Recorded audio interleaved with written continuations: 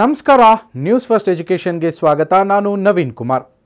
October 4ನೇ ತಾರೀಕಿನಂದು ಕೃಷಿ ಅಧಿಕಾರಿ ಮತ್ತು ಸಹಾಯಕ ಕೃಷಿ ಅಧಿಕಾರಿ ಹುದ್ದೆಗಳಿಗೆ ನಡೀಬೇಕಿದ್ದ ಎಲ್ಲ ಪರೀಕ್ಷೆಗಳನ್ನು ರದ್ದುಗೊಳಿಸಿ ಕರ್ನಾಟಕ ಲೋಕಸೇವಾ ಆಯೋಗ ಆದೇಶ ನೀಡಿದೆ.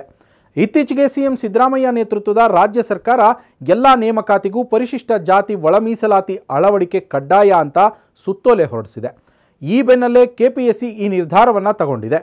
ಲೋಕಸೇವಾ ಆಯೋಗದ ಅಧಿಸೂಚನೆ ಪ್ರಕಾರ ಕೃಷಿ ಇಲಾಖೆಯಲ್ಲಿನ 42 ಕೃಷಿ ಅಧಿಕಾರಿ ಹಾಗೂ 231 ಸಹಾಯಕ ಕೃಷಿ ಅಧಿಕಾರಿ ಹುದ್ದೆಗಳಿಗೆ ನೇಮಕಾತಿ ಪ್ರಕ್ರಿಯೆ ನಡೀಬೇಕಿತ್ತು.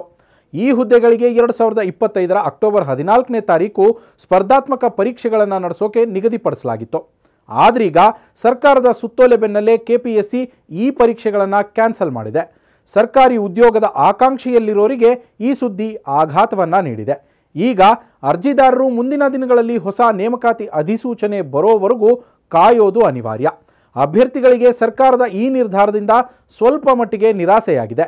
ಪರಿಶಿಷ್ಟ ಜಾತಿ ಒಳ ಮೀಸಲಾತಿ ಅಳವಡಿಕೆಗಾಗಿ ಈ ಕ್ರಮ ಕೈಗೊಳ್ಳಲಾಗಿದೆ ಅಂತ ಕೆಪಿಎಸ್ಸಿ ತಿಳಿಸಿದೆ.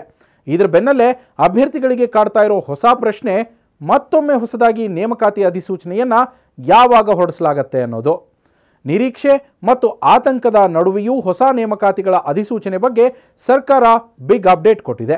ರಾಜ್ಯ ಸರ್ಕಾರದ ವಿವಿಧ ಇಲಾಖೆಗಳಲ್ಲಿ 80,000 ಹುದ್ದೆಗಳಿಗೆ ನೇರ ನೇಮಕಾತಿ ಪ್ರಕ್ರಿಯೆಗಳನ್ನು ಶೀಘ್ರವೇ ಪುನರಾರಂಭಿಸೋಕೆ ಅಧಿಸೂಚನೆ ಹೊರಡಿಸಲಾಗುವುದು ಅಂತ ಹೇಳಿದೆ.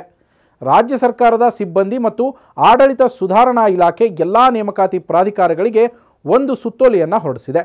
ಇದರಲ್ಲಿ ಪರಿಶಿಷ್ಟ ಜಾತಿಗಳ ಒಳ ಮೀಸಲಾತಿ ವರ್ಗೀಕರಣಕ್ಕಾಗಿ SC/ST ಕೋಟಾ ರೋಸ್ಟರ್ ಈಗಾಗಲೇ ನಿಗದಿಯಾಗಿದೆ.